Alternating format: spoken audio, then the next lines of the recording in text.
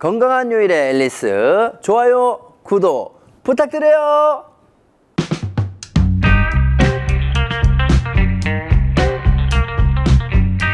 교수님, 제가 요즘 장기침이 나고 막 숨이 찰 때가 있거든요. 혹시 폐가 나빠진 게 아닐까요? 걱정이 돼요. 네, 안녕하십니까. 저는 고대구로병원 호흡기내과 이영석입니다. 폐 건강에 문제가 생기게 되면 증상이 세 가지가 있는데요.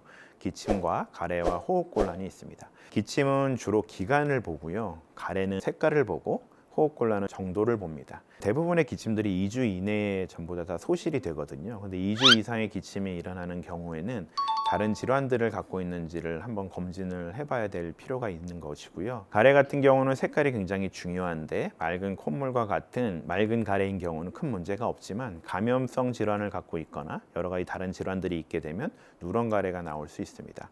또한 폐출혈이 생기게 되면 그 양이 적을 때는 검은색 가래가 나오고 양이 많을 때는 붉은색 가래가 나올 수 있는데 그런 가래 색깔만으로도 병의 진단 여부를 볼 수가 있을 것 같습니다. 호흡곤란 같은 경우는 측정하기가 쉽지가 않은데요. 호흡곤란이라는 것 자체가 굉장히 주관적인 증상이기 때문에 그거를 감별하기가 쉽지 않습니다. 대부분의 이제 환자분들이 숨이 차냐고 물어보면 숨이 차지 않다고 하시거든요. 그 이유가 뭐냐면 숨이 차게 되면 걸음걸이가 느려지게 됩니다. 그러다 보니까 호흡곤란을 잘 못 느끼는 경우가 있는데 가장 편하게 측정하는 방법으로는 친구랑 같이 걸어보는 겁니다. 친구랑 같이 걸었을 때 숨이 찬 증상 때문에 친구보다 느려진다면 의미 있는 호흡곤란이 되게 되고 그런 호흡곤란을 갖고 있는 환자들 같은 경우는 가까운 병원을 방문을 해서 어떤 질환이 숨어 있는지 찾는 것이 굉장히 중요할 것 같습니다. 병을 방치하고 나면 병은 진행을 하게 되고 그 병으로 인해서 사망에 이를 만큼 나빠질 수 있습니다. 아까 제가 말씀을 드린 것처럼 만약에 붉은색 가래가 반복적으로 나오는 경우에 가장 흔한 증상이 폐암일 수 있거든요. 폐암을 방치하게 되면 결국 말기에 암이 되고 그것이 사망에 이를 만큼 나빠질 수가 있죠. 그 외에 호흡곤란 같은 경우, 기침 같은 경우도 천식이나 만성 폐성 폐질환의 증상일 수 있기 때문에 그걸 방치를 하게 되면 폐 기능이 떨어지고 삶의 질이 떨어질 수 있습니다. 그런 증상들이 계속 발생을 하게 되면 가까운 병원에서 어떤 질환이 숨어 있는지 진단을 받고 가능하면 빨리 치료를 받는 것이 병의 진행을 막는 가장 좋은 방법이라고 할 수 있습니다. 제 환자가 그런 분이 계셨는데요. 이 환자분이 한 3, 4개월 전부터 계속 반복적으로 가래에서 약간 피가 섞이고 그랬었다고 그러더라고요. 병원을 방문해야 되는데 하루 이틀 피가 나다가 또 멈추고 그래서 큰 문제가 없겠거니 생각을 하면서 이제 방치를 하다가 이제 저한테 찾아오셨거든요. 근데 검사를 하다 보니까 폐암이 진단된 경우가 있습니다. 폐암이라는 것은 3개월 이상 방치하게 되면 기수가 달라지거든요. 그래서 조금 더 일찍 오셨으면 수술이나 이제 완치적인 치료를 할 수 있었던 환자분이셨는데 너무 늦게 오셔서 결국은 항암 치료를 하게 되는 상황이 됐었습니다. 그래서 이런 증상들을 자세하게 관찰을 하는 게 굉장히 중요하고 증상이 생기면 아무리 바쁘시더라도 가까운 병원을 방문하셔서 진단을 받는 게 굉장히 중요할 것 같아요.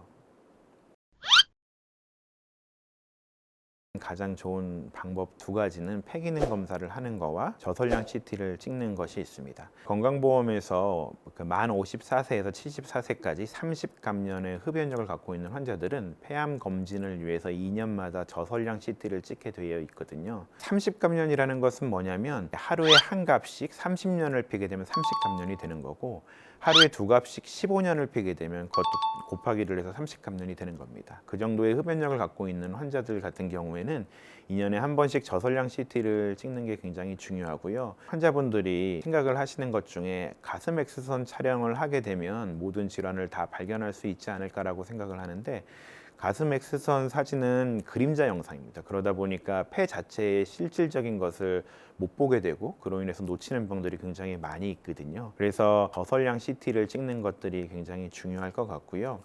또 하나는 이제 폐기능 검사인데 2주 이상의 기침이 있거나 호흡곤란을 느끼는 환자분들 같은 경우에는 폐기능 검사를 시행을 하셔서 그 폐기능 자체가 떨어져 있는지를 확인하는 게 굉장히 중요할 것 같습니다.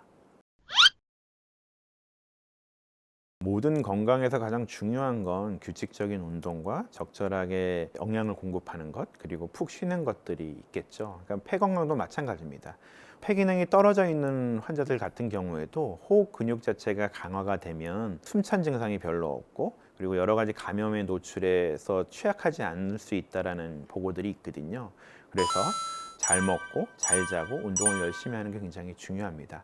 잘 먹는다는 것은 밥을 많이 먹는다는 얘기가 아니라 단백질 섭취를 늘리는 겁니다. 모든 면역 세포들 그리고 근세포들은 다 단백질로 이루어져 있기 때문에 단백질 섭취를 늘리는 게 굉장히 중요할 것 같고요.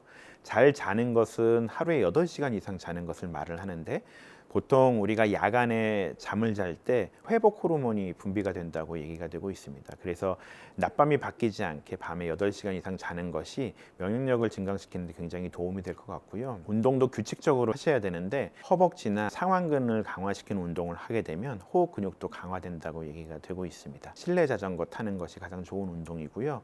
어르신들 같은 경우는 아쿠아로빅 같은 걸 하는 것도 굉장히 좋다고 얘기가 되고 있고요. 이번에 대한결핵 호흡기학회에서 같이 하고 있는 건강 걷기 대회 그런 것들을 참여해서 하루에 10,000보 이상 걸을 수 있는 규칙적인 운동을 한다면 조금 더 이런 폐 건강을 유지하는 데 도움이 되지 않을까 싶습니다. 숨을 쉬고 사는 세상 아니겠습니까? 점점 맑은 공기뿐만이 아니라 맑지 않은 공기도 있습니다. 폐의 날에만 폐를 신경 쓰지 마시고 365일 언제나 건강한 폐로 건강한 삶을 누릴 수 있도록 각자 열심히 운동하시면서 행복한 삶을 누립시다. 폐의 날 잊으면 안 돼!